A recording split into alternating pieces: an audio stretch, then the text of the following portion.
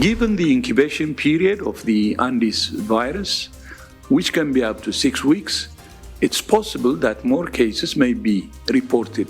While this is a serious incident, WHO assesses the public health risk as low. Seryoso ngunit mababa ang panganib sa publiko.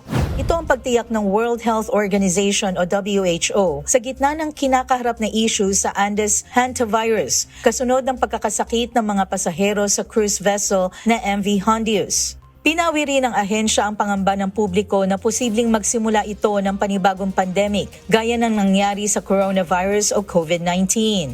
This is not coronavirus. This is a very different virus.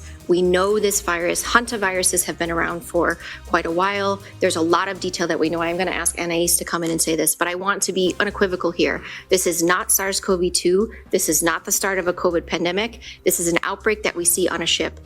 There's a confined area. Gayunman, nagbabala ang WHO sa inaasahang pagtaas ng bilang ng posibleng magpositibo sa hantavirus dahil sa mabagal nitong incubation period na hanggang 6 na linggo.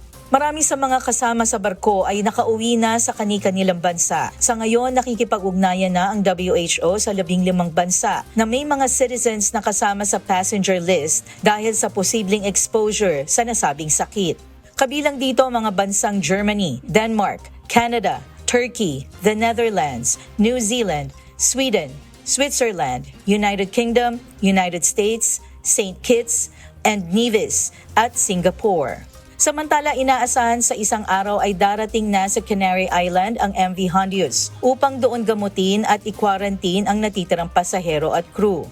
Nakiusap naman si WHO Director General Tedros Adhanom ng pangunawa sa mga mamamayan ng Canary Islands. Kasabay ang pagtiyak na mababa ang antas ng panganib ng sakit sa kanila, ngunit kailangan ng kooperasyon.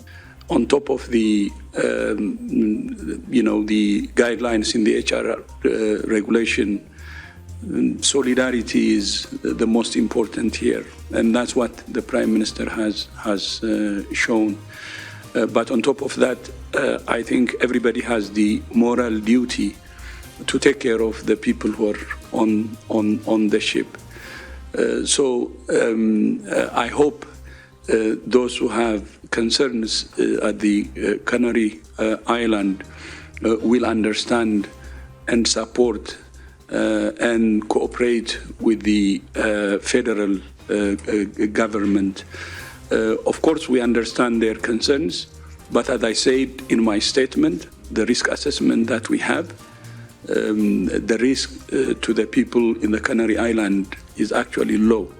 Tiniyak naman ni Spain Health Minister Monica Garcia na bibigyan ng maayos at dekalidad na atensyong medikal ang lahat ng mga pasahero pagdating sa kanilang bansa.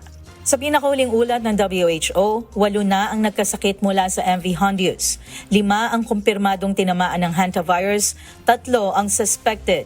Kasama sa nasabing bilang ang 3 na nauna ng nasawi. Beverly Saison, UNTV News and Rescue. Diyos ang aming sandigan. Serbisyo publiko ang aming pinahahalagahan.